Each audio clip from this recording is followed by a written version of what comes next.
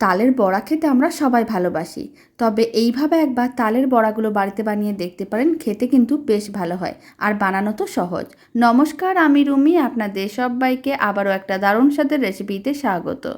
প্রথমে আমি এখানে বেশ কিছুটা পরিমাণ চাল নিয়েছিলাম, প্রায় 250 গ্রামের মতন। 1 ঘন্টা জলে ভিজিয়ে রেখে তারপর শুকনো করে নিয়েছিলাম।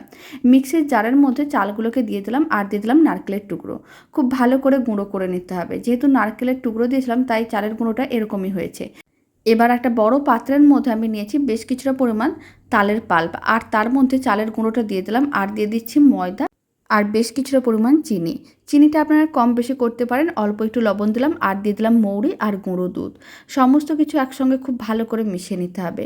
খুব ভালো করে মেশানো হয়ে গেছে, মিশ্রণটা রেডি হয়ে গেছে। তেল গরম করে নিতে হবে আর অল্প অল্প এইভাবে মিশ্রণ গরম তেলের মধ্যে দিয়ে দিতে হবে আর লাল লাল করে ভেজে নিতে হবে। তাহলেই রেডি হয়ে যাবে দারুণ স্বাদের নরম তুলতুলে ফুলকো তালের বড়া।